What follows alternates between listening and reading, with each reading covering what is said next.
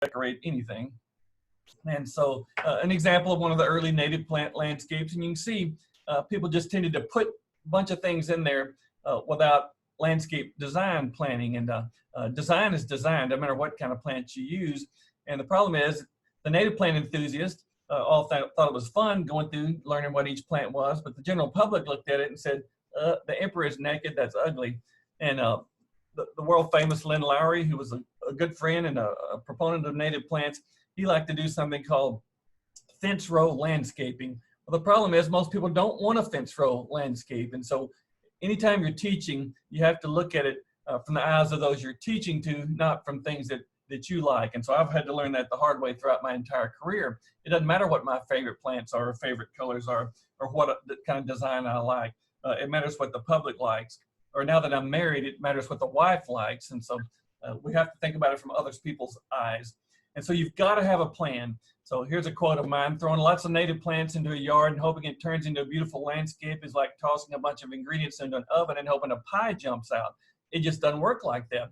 And so creating a landscape is no different from baking or painting or home decorating. You have to have a plan, and things have to have a place.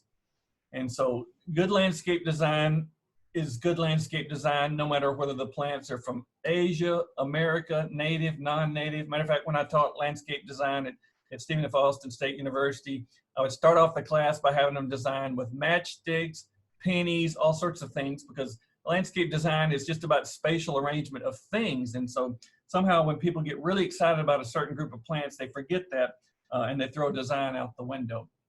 Here's a quote from a famous English landscape designer and author: "However much space any gardener has, there's never enough room to grow all the plants on offer. The temptation is always to try to fit in everything seen or read about until there is no more room. Respecting some unity of purpose is not a hindrance. By imposing discipline, it distills the effect of the garden and so creates more than just a collection of plants." And that's very true. And so here's a good example using native plants where we've got design, we've got repetition, we use design principles, focal points. We'll talk about those in just a moment. Different teachers of landscape design use different numbers of design principles. I think I've heard P. Allen Smith give over a dozen before. The problem is people can't remember a dozen design principles. So I'm a firm believer you got 10 fingers, which means you can remember 10 things in life. If you tie a string on each finger, you probably got 5 of them for more important things. So I'm going to use 5 for landscape design. And so the basic design principles that I think all good landscapes from the beginning of time to the end of time had or will have in them are balance, unity, repetition, dominance, and scale. And we'll move through these fairly quickly so we don't bore you. And if you need to remember that acronym, remember that every good landscape needs birds in it, B-U-R-D-S, with U in it instead of an I. So B-U-R-D-S, balance, unity, repetition, dominance, and scale. So scale means you should always correspond everything in your landscape to both the human size and the size of the structure and the surrounding view. And that's hard to pull off because we're a certain size, your house and sidewalks and car and street are a certain size, but yet where you are, the surroundings can be very different in size. And so you've got to tie all those together so things are in scale. Basically, it boils down to if you have a large house and a large landscape and large surroundings, you use large plants, large beds, large masses of plants. Fairly simple. If you have a small home, small landscape, small lot, small surroundings, you use smaller beds and smaller plants. That keeps them in scale. Balance is a little easier. Basic, if you picture a landscape, either looking at it from the street side or looking out your back window, you're basically visualizing your landscape on as a balance beam with a central axis going down the middle of it. It can be symmetrical or asymmetrical, so just think of a balance beam, and typically you want your landscape balance. Now it can boil down to symmetrical balance where you have a central axis and identical things on either side of the landscape, or asymmetrical. Most people don't have a symmetrical landscape depending on existing trees or the shape of your house. But when you weigh things out visually, you want basically the same weight on either side. It's rare that you would landscape something heavy to one side because what that does is draw the eye to the heavy side. Now, if you had a hideous neighbor's house or you thought your house was atrocious, maybe you'd weight it to one side to make people look away, but that's certainly not common. So it's just a matter of you might have a large tree on one side, a medium-sized tree, and some small trees on the other side. It's literally picturing those things like you're weighing them out so it balances. Repetition is the most important design principle of all, in my opinion. You need it to hold the composition together. It really makes you look what you're doing. Like you know what you're doing. You can repeat colors, shapes, hardscape elements, plants. It sounds simple. The problem is this is the one that nobody wants to do because we want one of everything we see, one of everything people give us. We want every impulse purchase we've ever had to put in our landscape. And before long, you have no repetition. And so it's very important to make yourself be disciplined and use repetition. So here you see a repetition of colors, repetition of shapes, repetition of rectilinear patterns in the pathway. You can repeat lots of different things. If you don't do that, it doesn't hold itself together. Now, people do this very well with fashion design. People do it well with interior design. People do it well with floral design. But in landscape design, they forget it. Well, design is design. It doesn't matter what kind of design you're doing. The design principles are the same. And so you wouldn't think of putting every wall in your house a different color and every curtain a different color and every blind a different color and every ceiling tile a different shape. But yet we do that in landscaping all the time. It's no different. So if you can do interior design, or if you can dress yourself without people making fun of you, you can certainly do good landscape design because the principles are the same. Here's an example of a repetition. If I told you to do a landscape with one plant and one color, you would think that sounds stupid. I'm not gonna like it. But here you are at Oak Alley Plantation in Vacherie, Louisiana, and you gotta stand in line to take a picture. So simplicity is always better than having too many things in the landscape. To put too many things in there, the eye doesn't know where to focus. And it's fun collecting them. It may be fun tending them. It just doesn't look right if your eye has to jump around and not know where to settle in. So you need some repetition to distill the view. Dominance is the one that everybody's good at. The problem is most people overdo it. Generally, you want only one dominant focal point per view, and everything else needs to be subordinate. So that means you need to have an election looking at your landscape and decide who's the king, who's the most important, and everybody else needs to be subordinate to that. Too many focal points means it's too busy and too cluttered, and you don't want it to look like Disneyland with your eyes dancing all around. You want your eye to settle in on one focal point. And a good analogy is you don't wear every piece of jewelry you own all at the same time. That's way too much. Unless you're Mr. T, you're not going to be able to pull that off without people thinking something's wrong with her. And so every time you add another piece of jewelry, it diminishes the value of the other piece of jewelry. So you may have some $3 million necklace, but if you put 20 other things on there, you're down to a $200 necklace. And so it's the same way with landscaping. You want something, and it doesn't have to be expensive. Don't think that I mean it has to be expensive, but something needs to be the most important. A lot of people choose their house or their front door for the focal point. That's certainly okay. Some people use a garden structure for a focal point. That's certainly okay. But if you put all kind of things out there for focal points, then it's going to be too much, and you're not going to know what to settle in on. A plant certainly can be a focal point, a large specimen, a weeping specimen, a colorful specimen. And so it may be statuary, it may be plant, it may be a garden structure, it may be a view. There's certainly nothing wrong with that, but pick one thing to be the focal point and make sure everything else is subordinate to it. Unity is the hardest one to teach people how to do, but the good news is if you do the other four, guess what? You're going to have unity. And one way to make sure you have unity in a landscape is pick a theme, name a theme for your landscape, and that'll help you. And so whenever you're purchasing a plant or deciding on something different to do, the first question to ask yourself is, does this fit my theme? And if it doesn't, then don't do it. If it's more important than your theme, then you need to redo the whole theme and start over. So no matter where you are in a landscape, front yard, side yard, backyard, it should feel like you're in the same landscape, not like you've stepped into a different neighbor's yard, and that means you have good unity.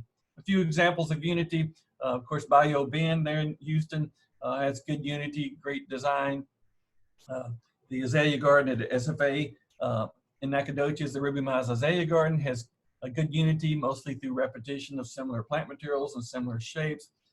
One of Dr. Welch's former little homes in Washington County had good unity, basically a little house on the prairie look, old-fashioned plants, native plants, and so those are some examples of unity. Gertrude Jekyll, she was probably the most famous English garden designer of all time. She says basically the same thing. I'm strongly of the opinion that The possession of a quantity of plants, however good the plants may be, because as gardeners we know they're all good, and however ample their number, does not make a garden. It only makes a collection. Having got the plants, the great thing is to use them with careful selection and definite intention. Merely having them or having them planted unassorted in garden spaces is only like having a box of paints from the best colorman. You wouldn't go to the paint store and buy some of every paint in the store and come home and fling it on the walls and think, unless you're Picasso, that that's going to be a good painting. But yet we do that with plants all the time. Now you can pull off some collections of plants. One thing I always tell people, if you really love plants and you can't stop collecting, make sure and call yourself a Victorian garden or a cottage garden, and that sort of gives you some leeway. But you still need simple backgrounds and simple borders. I always tell people you don't put a frame around a Monet painting, and so something in there has to simplify and balance out. Anytime you can stick to simpler plantings and larger masses of the same material, it's always going to be better. Peggy Chevalier in my junior high art class always made us go to the back of a room every day and look at our composition, and it looks very different from being up close. So what happens when people are up close, things look much bigger. And of course, when you're purchasing plants, it seems like a lot when you're hauling them to the car or when you're shelling out the money for them. But oftentimes when you stand back and look away, you find out your beds are too small, your plants are too small, you didn't have enough mass of material, and so more is always better than less.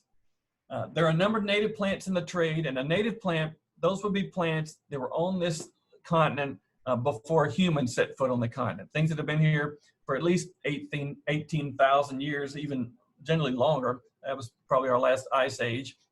And so plants that have evolved to tolerate the soil conditions, the temperature, the freezes, the heat. So I want you to study the plants that are available, look at some lists and see that we have a number of native plants already available. Now, we're going to talk later about why native plants are important, but you do need to know. I want you to make it a practice of looking at your landscape and knowing where all those plants evolved, where they're from originally, because that tells you a lot about not only the plants, but even more about the wildlife and the pollinators that go along with them. And you'll always want to go see some examples of native plant landscapes. Some of them aren't going to be attractive and some of them are. And even better, look at really good landscapes and good landscape design. And you can take any good landscape design, no matter what style or theme, and duplicate it using native plants. And so let's go through and look at some different landscapes. This is the landscape in front of the Piney Woods Native Plant Center in Nacogdoches, Texas, where they've used all native trees and some different native perennials and wildflowers. Could use some more massing in there to make it look more typical to the average public. This is the backyard of that same Piney Woods Native Plant Center, showing that you can do traditional sweeps and borders and lawns, but replace all the trees and shrubs with native plants. Unfortunately, east of I-35, we don't have any good native lawn grasses, and we don't have very many good native ground covers, but we do have native versions of everything else, from small to medium to large shrubs, to small trees to large trees, and lots of native perennials that we can use. Here's some examples of some demonstration landscapes that used to be at the Lady Bird Johnson Wildflower Center in Austin. There you see buffalo grass and purple cone flowers and cedar elms, things that certainly do well in the College Station area. Here's a little more formal one of the Four Square Garden with some native red cedar and some buffalo grass and dwarf yaupons and agaves and yuccas and opuntias. Also well adapted in the College Station area. But literally, you can travel the world and look at good design. And here's an example at Disney. Well, that's dwarf yaupon holly. Certainly nobody on the planet has more yaupon holly than College Station. And so you can do everything from parterres and scrolls and clipped hedges, including using native plants. That same landscape using Salvia farinaceae, which was native to the hill country in Texas and no place else on the planet. Now it's used as an annual throughout the world, but also a good perennial certainly in Texas if you choose the right kinds. Dr. Welch, my mentor there in College Station, here he is in his landscape. He doesn't exclusively use native plants, but he does exclusively use adapted plants. And so he likes old-fashioned plants. He likes English cottage garden style of gardening, but he does use a number of native plants. Here you see an upright yaupon. He uses them flanking the doors. That's Gold Star Esperanza, a plant native to Southwest Texas, good for pollinators. Dwarf yaupon holly, where in England they would have used boxwood or the Northeast. And of course, he's using an adapted native version of something. So he's really good with both landscape design and interior design. So always pay attention what plants he's using. Here's looking off his back porch. You've got an upright Yopon holly, that's Scarlet Peaks, and then he likes to use succulents in containers because they don't require as much water. Certainly, if you're not careful in Texas, you'll find yourself having to water pot plants twice a day, which is a lot more than most of us intend to. This is his wife Lucille's place in Washington County at Twin Oaks, and he's also talked her into using succulents in containers. That's actually Opuntia and zoysia grass and a sedum. Little guest cottage on that property. You've got, of course, native live oaks on the property, and he's got Yopons flanking the front. And so just because you see a lot of something in nature and in the wild, historically we've considered those things as bad plants because you didn't work you didn't earn them, you didn't buy them, you didn't bring them from someplace else. A lot of times that's the best plants to use in your landscape. Of course, that doesn't mean you have to do, quote, the fence row landscaping. You can certainly do things more refined, but using native plants means you have plants that are adapted to your area. Here's that same landscape in Washington County with Henry Dolberg salvia, a native version of Salvia farinaceae that I introduced. That's the old-fashioned pass-along plant, St. Joseph's lily. And so Dr. Welch likes to use old-fashioned plants that act like native plants, except the best ones are those that don't spread. So certainly we've got invasive plants that take over. In our case, things like Chinese talon, Chinese privet, Japanese honeysuckle. But there are some really good tough plants that basically live forever. This amaryllis is a good example. It's sterile, it doesn't set seed, it just lives and blooms and continues going. And so even if you don't use native plants, use plants that act like native plants. They're adapted to cold and heat and drought and continue to live. Let me show you a few examples of an old farmhouse where I live. Used to belong to my grandparents and my grandmother's grandparents, and so I've always liked to use native plants there. There's that same Henry Dolberg salvia when I first planted a bed of that. One year I did a native morning glory, the man of the earth, Ipomaea pandorata on the fence, which is a native vine to the south. One year I did all native perennials in the front just to explore how many different native perennials we had available. So I called it my all-American border, and so there are lots of different perennials that are native to America. A lot of them are popular in Europe, but we tend not to use them because we just tend to look away from our own native plants. There's a Pampurrier Turk's cap with pink flowers and little hummingbirds sitting there on the fence back when I had a perennial border in the front yard. That's Salvia farinaceae and Salvia azurea, the native prairie sage, both native perennials in Texas. Of course, see the hummingbird there helping itself. And so the beauty of using native plants is you get all the native pollinators, hummingbirds, moths, bees, lots of different things that come to it, including the birds that evolved with those plants. There's a perennial rose mellow hibiscus, that's Lord Baltimore, a Texas superstar, and that's Henry Dolberg salvia. This is a native plant along the Texas coast, a little miniature marshmallow Kosteletskia. Will do in wet soils, but also average soils as well, and also tolerates salt water, which is pretty handy. Probably College Station has about the saltiest tap water in Texas, and so sometimes salt tolerance is important. This is my great-grandparents' house down the road where I hang out to do laundry and whatnot when I need some peace and quiet. So that's our East Texas native bluebonnet. It's also native in College Station, Lupinus subcarnosus. Most people are just familiar with Lupinus texensis. There are actually 6 different species of bluebonnets that are native to Texas. So I love my wildflowers. I have a little 1/4 acre pocket prairie on site there. And so pocket prairies are basically miniature prairies where you grow plants that are native in the prairies in your area and let them grow naturally, cut them down once a year or burn them once a year if you're in the country. And you get all the native wildlife that goes along with them. And so certainly not many true prairies left. And so some of these things we have to cultivate. Now you can do a pocket prairie in a pot, a perennial border. It doesn't have to be a 1/4 acre of your landscape. And by the way, my dad calls it my weed patch and is always offering to come down the street and bush hog it for me, but I don't let him in there. Now, as I mentioned, most of our landscapes in the whole Southeast rely heavily, almost exclusively on Asian plants from China and Japan. Azaleas, Japanese maples, larapi, mondo grass, aspidistra, wisteria, roses, daylilies, banana shrub, on and on and on. Chinese hollies, our whole landscapes are basically Asian plants. And there's a reason for that. our climate in the southeast tends to mimic that of southeastern Asia. Probably once were attached millions of years ago. But also, they've been cultivating plants in Asia for, 3,000 plus years. And so their stuff tends to be bigger and showier and flashier than our native plants. And so it's just human nature to look and see something that somebody else has and think it's better than what you see growing in the pasture or the roadside. And speaking of the pasture and the roadside, we have to be really careful because some of the plants that are invasive, that are exotic plants, are also invasive plants, things that take over, not only take over a bed, true invasive plants take over entire ecosystems.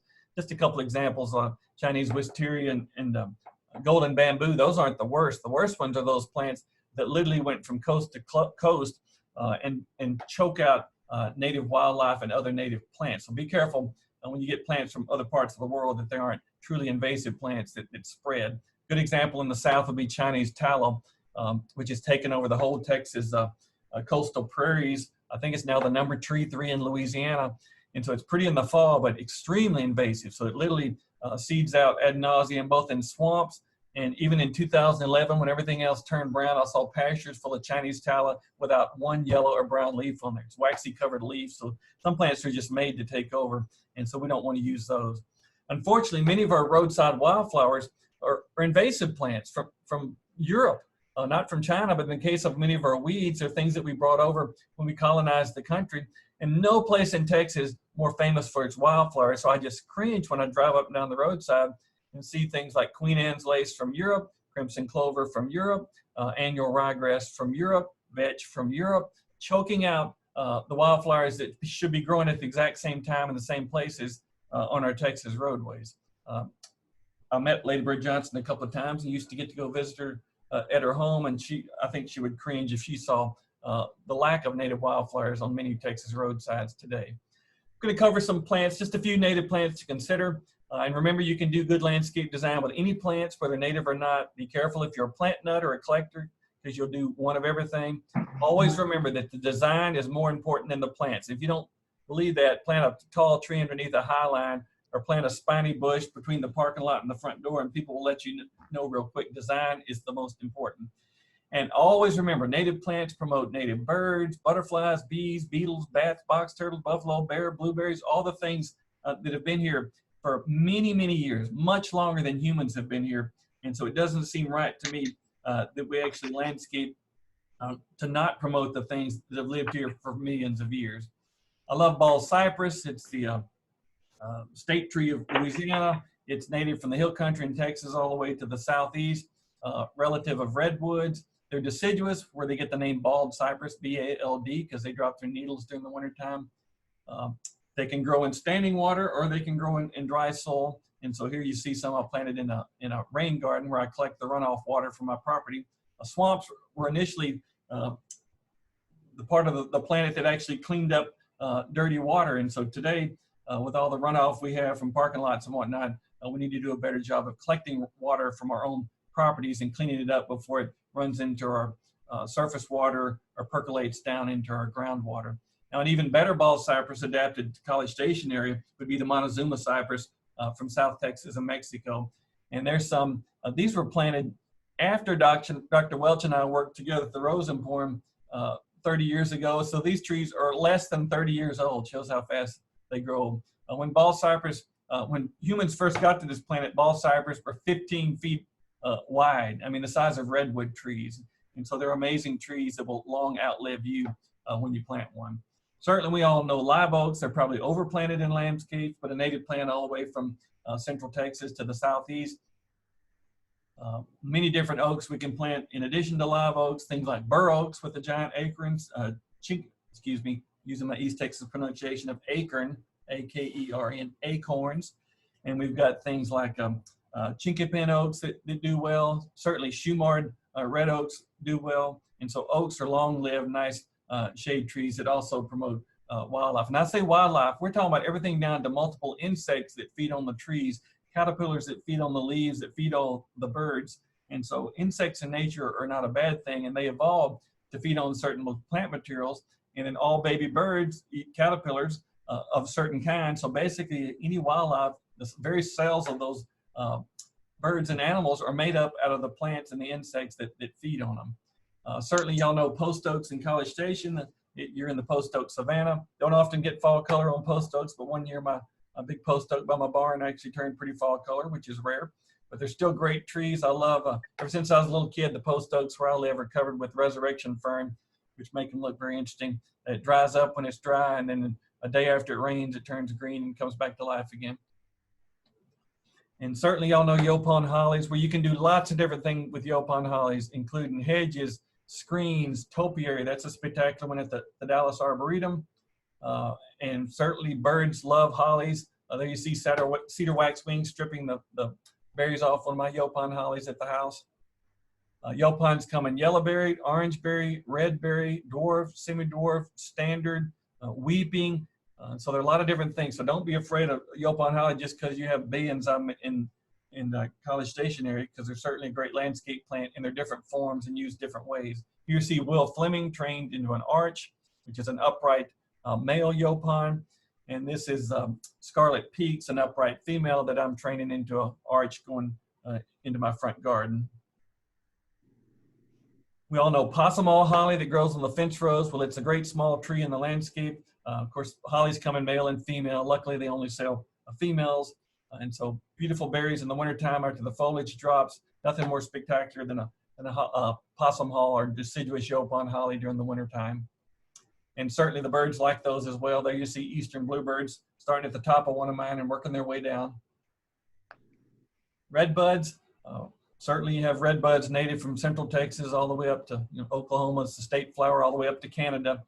Come in white, pink, no true reds. Lots of different new redbuds out there, from yellow leaves to variegated leaves to some that have orange new growth, of course purple leaves. Not the longest lived trees, but they're certainly pretty each spring when they bloom to announce arrival of spring. Mexican plum is a great native small tree, beautiful fragrant white flowers in the spring, somewhat edible fruit in the fall, although it's probably better for jellies, but the wildlife certainly like to eat it, and I think they're attractive. So that's Mexican plum. One of my favorite trees in the world is actually Texas mountain laurel, which is not a laurel nor a true mountain laurel, but beautiful thing related to wisterias in the bean family. Spectacular flowers that smell like grapehead or grape Kool-Aid, full sun, good drainage, long-lived, drought-tolerant. A relative of Texas mountain laurel would be Eve's necklace, Sephora finis, not so common in the trade, but deserves to be in the trade more. Small crepe myrtle-sized tree that tolerates alkaline soil and drought, tolerates acid soils as well. Redbud, a native shrub or small tree, which announces the arrival of ruby-throated hummingbirds each year when it blooms, because they evolve. When they fly across the ocean from Central America, the first thing they look for are red buckeyes and coral honeysuckle to nectar on. Beautiful flowers up close. They're not the prettiest thing in the summertime, but they're certainly spectacular in the spring. Things like Viburnum albovatum or Walter's viburnum comes in dwarf and standard. Texas sable palm and Brazoria sable palms, those are native cold hardy palms in Texas. Wax myrtle, if you have a moist site, does well, either a large shrub or there's dwarf wax myrtles, and they produce berries. The females do for the birds. American beautyberry, which comes in white, pink, purple, and this is actually the Mexican beautyberry, which actually comes in Aggie maroon berries, so even bigger clusters of flowers. So that's the Calicarpa acuminata. Some native vines like yellow jasmine or Carolina yellow jasmine, wonderful fragrant flowers in the spring. Coral honeysuckle that I mentioned for the hummingbirds, in addition to being spectacular, and that's adapted to both alkaline and acid soils. Cross vine, a native evergreen vine to the southeast, which comes in yellow, orange, and red now. Good evergreen clinging vine. So many different native plants to choose from. Not so many people in the U.S. use a Virginia creeper as they do in Europe, but it's a nice deciduous vine that gives you fall color and allows the sun to shine through during the wintertime. And everybody knows Chinese wisteria, but we actually have Native American wisteria, which blooms after the foliage comes out and not near as aggressive. And they're starting to show up more in nurseries now, the American wisteria.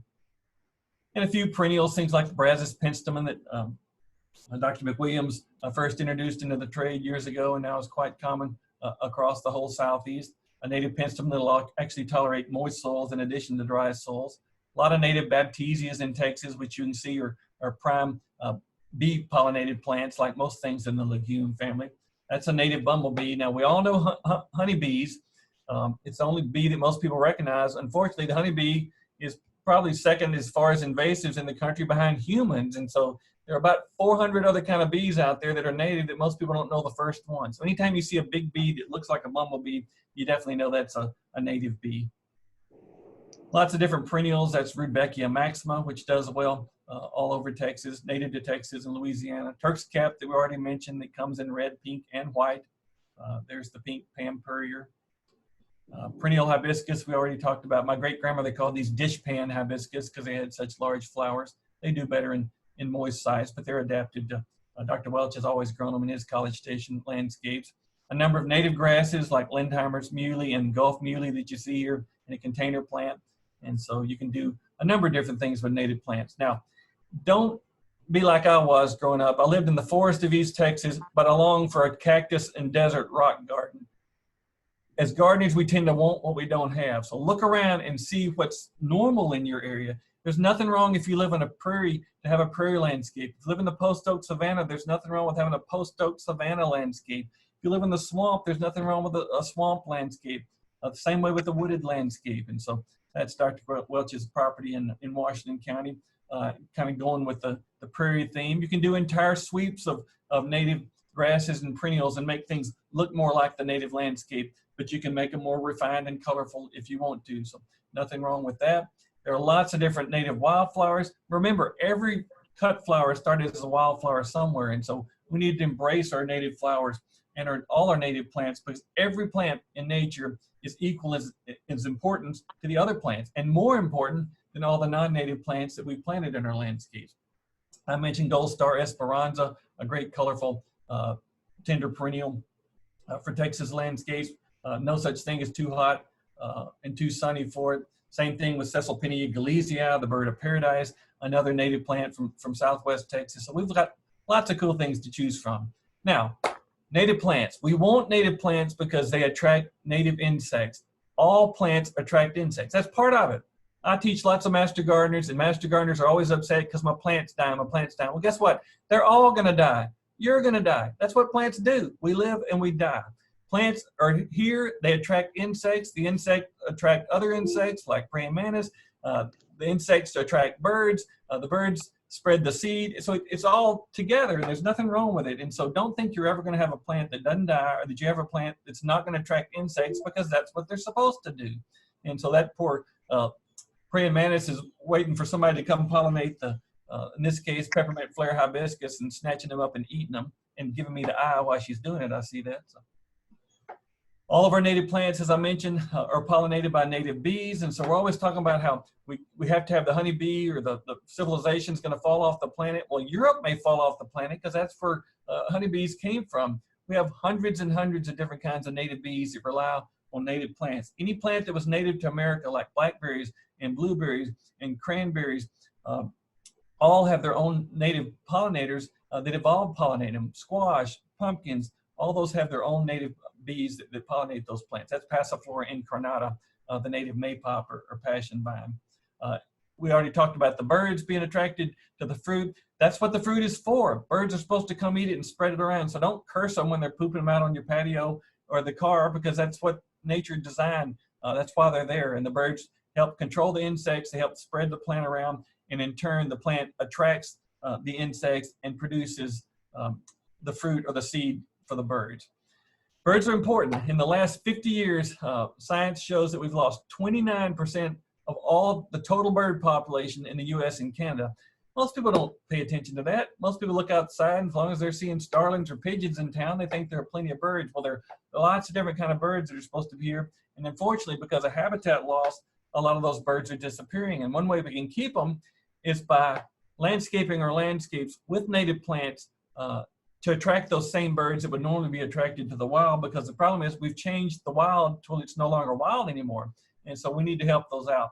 And I put a picture of a painted bunting up there because we all know that the loud, obnoxious mockingbird is our state bird, appropriate for a Texan, of course, to be loud and obnoxious. But I always thought our state bird should have been the painted bunting, because it is just the most spectacular bird you'll ever see. And it's more common in Texas than it is any other state. It's mostly just Texas and the surrounding states. And so a spectacular thing you don't get to see very much. And you know why? Guess where it likes to hang out? In weeds. Weeds, overgrown spaces, overgrown pastures, overgrown roadsides. That's where buntings like to live. Now, I mentioned that because I was driving back from College Station the other day, and I was driving, actually I started in Washington County, and I happened to look up, and here's spectacular little blue stem on the roadside. And your little blue stem in Central Texas is actually blue colored. Our little blue stem in East Texas is just green. And there you see snow on the prairie, a euphorbia growing in the pasture out there. Now, to a rancher, they would think, oh my gosh, my pasture's full of weeds. To all native wildlife, those aren't weeds. Those are it's like somebody serving a buffet to you. And so that's a poinsettia relative that's been here for much longer than humans and honeybees have been here. So nothing wrong with having a pasture full of native plants. Croton or goatweed is common in East Texas.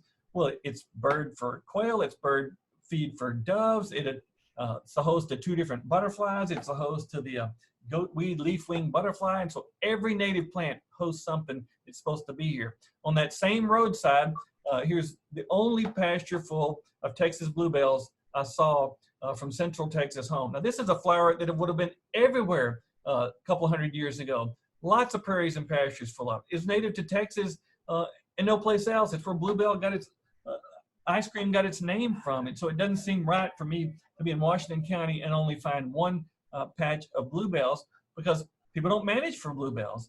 People manage for everything but native wildlife and native wildflowers now. So I was really proud to see somebody, and you see the pasture behind it doesn't have them. The roadside doesn't have it. So it just shows you management is the key, whether it be your landscape around your home or your native landscape, to protecting native plants. And right there on the side of the road, here's a prime example of what goes on. There you see a mowed lawn, somebody's house, an entrance was right down the street. There you see an unmowed portion of the roadside full of native little blue stem. You see an invasive plant, Johnson grass, in there.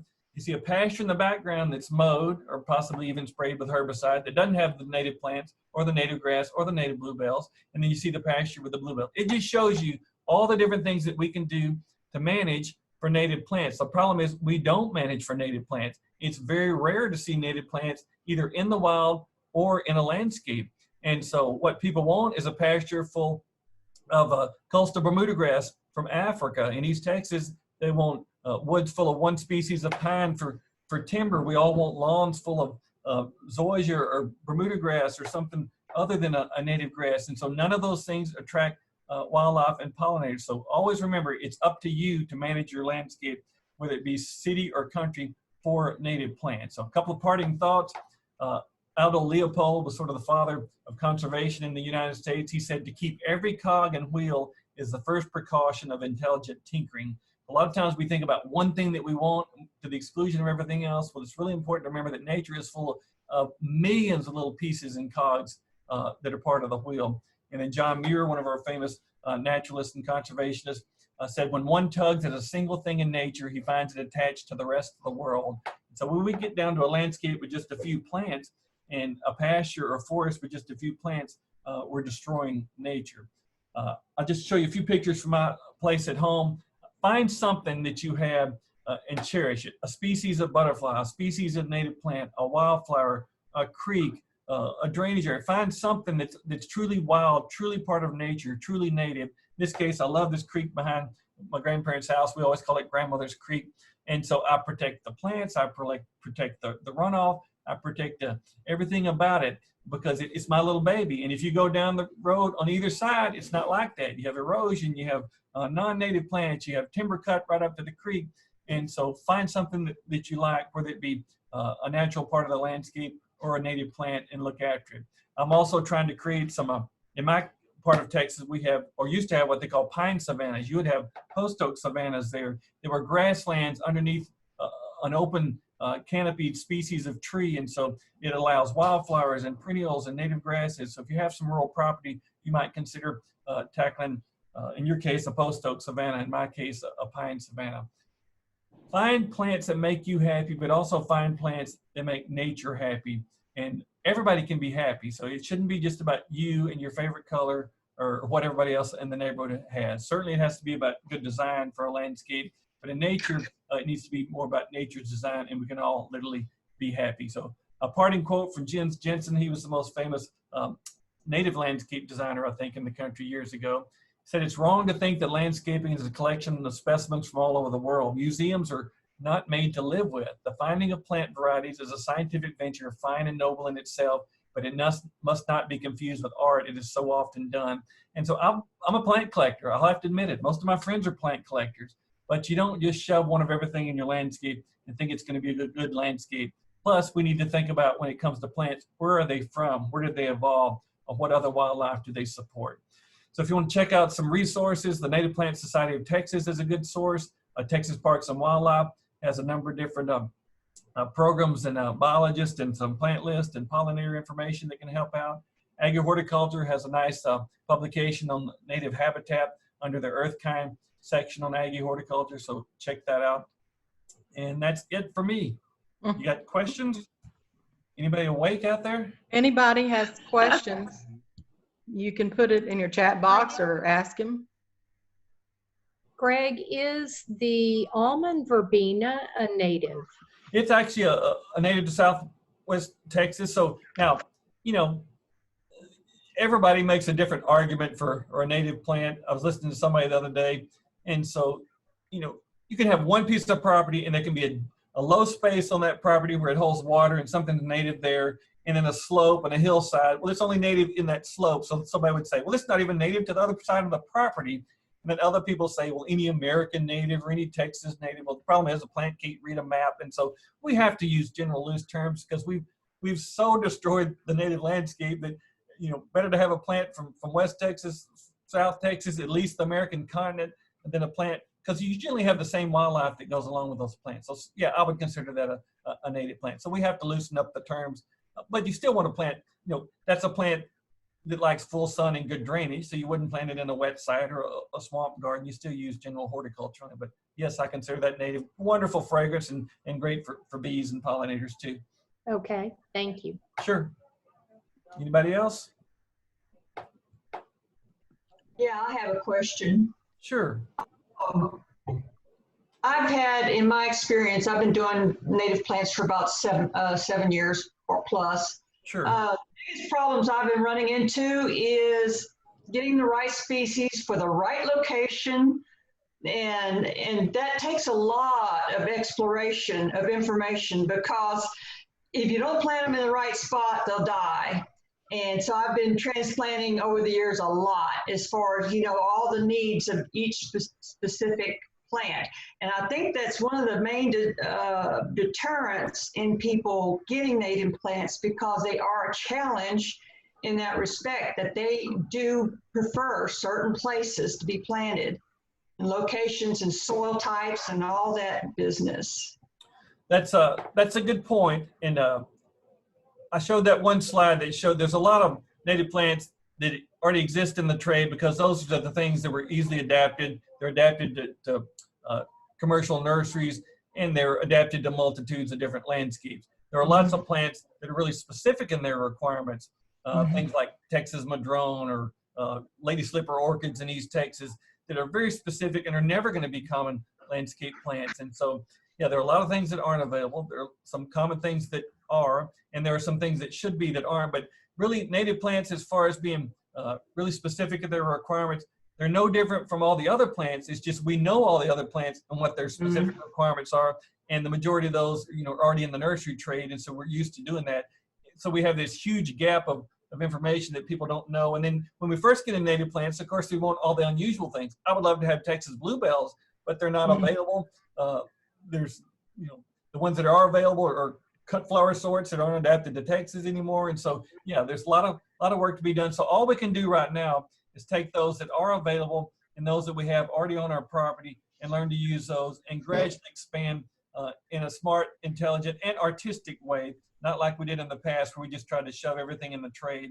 And nurseries lost the money because there are some plants that are never going to be considered ornamental plants. And so if people look at it and say, that looks like a weed in a pot, it's not going to sell. And so we have to specifically find those that fit the nursery trade and are more adaptable. Good comment. Thank you. Sure. Thank you. How many people did we have joining us today? We had 35. Wow. Impressive. Yeah. Excuse me? Hello? Yes, Hi, ma'am. I had a question on the chat. Simply, could we see that table of that list of websites again? Okay. I'll share the screen and then I'll go to the chat box and I'll read off the questions too. So, well, let's see here. Is my screen- Or if you can just send it to Ann or to Yeah, I can do Renee. that. Is my Yeah. screen back up there? Oh, We're did I pass recording. it up? So don't curse, is that what you're saying? Don't curse loudly. Is that it? I mean, could you just send it to Ann or Sure. Renee? That's Certainly fine. can. That's Certainly good. Thank you. It was wonderful. Thank you very much. Very welcome. Now let me go to the chat box and we'll see what, well, that's not good. Make me curse.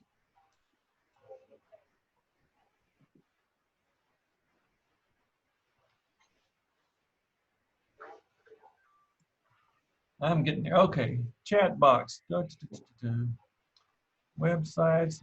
Want to add trees, especially natives. Currently have tons of post oaks, yopines, and cedar elms on our acreage, but I've had not much luck planting things in our heavy clay soil. Yes or no to trying to amend the soil before I plant a new tree? The general consensus for planting any tree, native or non-native, is not to amend the soil. And so if you've got a tree that's not adapted to alkaline soil and hot summers and moist winters, I wouldn't plant that tree. And so you're always going to fail if you try to plant like a red maple from the east, or a Japanese maple, or a weeping willow. I mean, there are a lot of plants that just aren't adapted to those conditions. So when you plant a tree, even if you amend the soil, certainly as that tree gets larger, those roots are going to expand all out into the other areas of the landscape. And so we don't amend soils for planting trees, but that means you really have to be particular about trees, because let's face it, when you leave East Texas and get to the alkaline soils in Central Texas and West, you lose about 75% or even more of the plant material. And so you don't have as many choices to plant, but that's okay. There's nothing wrong with having a certain number of plants that do. And as a gardener, certainly we look at catalogs and magazines and television shows, and I want those, I want those. Well, the problem is they don't all grow where you are. And so luckily I've lived in Dallas and College Station and Houston and Baton Rouge and East Texas. No matter where you live, there are plants that like it there and a whole bunch that don't like it there. And the key is to take the ones that do like it there, learn to use them. And there's nothing wrong with having a smaller selection of plant material. It's about how you use them and what you do with them. So no, I wouldn't amend the soil. What else we have? A Post Oak Native Plant Society on Facebook, a local Bryan College Station organization is another source of info on plants. That's excellent. Let's see. I'm sure Skip and company there can help you with some list of native plants. Anything I've missed here? I don't think so. Anybody else? Is there anything else from anybody? We'll close it up if. I would like to make one more Sure. comment or question here. As concerning nativars, Yes. okay, or cultivars of native plants, That's a good point. I'm more of a purist, but I've also been told that some nativars are acceptable to our native pollinators and wildlife if the leaves are not altered in the process of genetic manipulation or whatever you call it. Is that true? I'm very glad you brought this up. Now, the rest of you may not be into native plants as much as she is, but this is a question that you brought up a lot. Nativars, every plant that you buy is native somewhere. Most of them are selections, some of them are hybrids, a lot of them are cultivars where somebody selected out a special one that had certain color flowers or certain size leaves. And so in the native plant world, you do have what we call purists. And so a purist wants, in nature, almost all those plants are mostly different plants or different seedlings. You have this amazing amount of diversity genetically. And that way, when you have a population of seedlings, if it's colder, wetter, drier, we hear a lot about climate change. And so nature designs it so plants can adapt. And so a purist, basically wants to buy a batch of seedlings. So the problem is most nurseries aren't going to sell a batch of seedlings. And so let me explain a couple of things to you. First of all, just because a plant has a cultivar name even though somebody'd say, well, that's a nativar, well, that doesn't make it bad. In other words, I can go into the wild, and often do, and select any plant I run across, put a name on it, put it in the nursery trade, and it's a nativar, but yet it came from the wild. It's no different from any other seedling in the wild. So just because it has a cultivar name doesn't make it bad. And you're right. It's like GMO foods. It's what, if it has, pig genetics in my corn, that's a problem. But it has BT in there, well, that's the same thing the organic gardener's putting on his corn, and it's not a problem. So it's about knowing if a plant is a hybrid, or if it has something different in the mix, or it's not truly native, or from a different part of the world. And so only pay attention if it's just a selection. Good example would be Henry Dorberg's salvia. I selected that out of a cemetery near LaGrange, and so that's a native plant. I put a name on it. Well, I've heard people in Austin say, we can't use that, it's a native art. It's no different from me plucking up any one of 100 trillion salvia farinaceae in the wild. And so don't be scared just because of the name. No, you know how to look at it and tell if it's completely different. If you know for a fact it's hybridized, there are some American plants where they cross with a Chinese plant, it could be a sterile hybrid. And another way to look at it, though, and there's nothing wrong with being a purist. The problem is most people don't have access to true native plants. 99.99999% of the world only has a choice of what's at the nursery, and that's oftentimes a plant from China, Japan, South America, and sometimes having a native plant from West Texas or Georgia or from Canada, maybe as close as they're going to get, and it's wildlife. You'd much rather have that from the Chinese plant. And so I don't want to banish nativars, but certainly if you have a choice, I'd rather have something. It's more adapted for both you and the wildlife if it's locally selected, but it doesn't make it terrible if it's not. And so one thing we got to find a way to make it adaptable to the general population. We purists, like you and I, can do anything we want, and we can dig and we can cultivate and we can grow little Stevens. The problem is the rest of the world's not going to do that. That's what to begin with. So we've got to give them some leniency and work with them. So good comment. Thank you. All right, sure. Thank you. Anybody else? Thanks a million. I enjoyed it today. Sorry about the technical difficulty. Thank you I'll so do better much. next time. How's that? You're very welcome. Great. Thank you. Thank you so Y'all much. have a I good one. really appreciate it.